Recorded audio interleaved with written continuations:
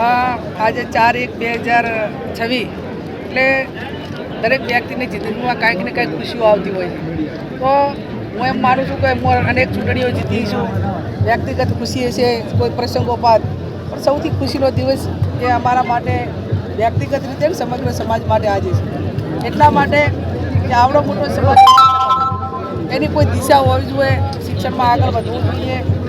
એ બીજા સમાજોના પ્રમાણમાં ઘણું નહીવત છે અને એનું મુખ્ય કોઈ કારણ હોય તો સામાજિક પ્રસંગો હોય, ધાર્મિક પ્રસંગો હોય કે એટલા ધામધૂમથી ખર્ચા કરીને લાખો રૂપિયા એ કોઈ પણ બિનજરૂરી રીતે એ વેડફતા હોય છે. એના કારણે ક્યાંક મિલકત વેચવાનો વારો આવે, ક્યાંક વ્યાજે પૈસા લેવાનો વારો આવે, ક્યાંક સુખી સંપન્ન લોકોનો શોષણના ભોગ બનવું પડે.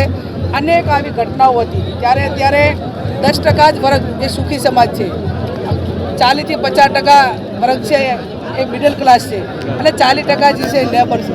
આ બધાની એક સમાનતા આવે, એને કોઈ ઊંચું ના લાગે, કોઈ નીચું ના લાગે અને સાદગીપૂર્વક એ સમાજના જે પારિવારિક સંબંધો હોય અને જે રીતિરિવાજો છે એ ઓછા ખર્ચે થાય એ હેતુ હતો.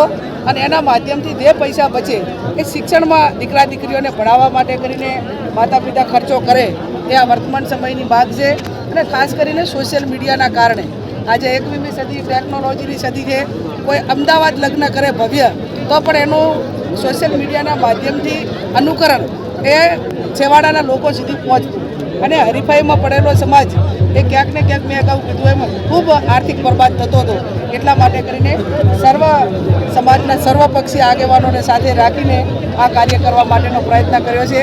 સદારામ બાપુને પ્રાર્થના કરીએ અને સમાજના સર્વ વડીલોને, નાનામાં નાના માણસને વિનંતી કરીએ કે આવનાર પેઢી માટે આનું ચુસ્ત રીતે પાલન કરે એવી હું સદારામ બાપુને પ્રાર્થના કરું છું અને એવી અપેક્ષા રાખું.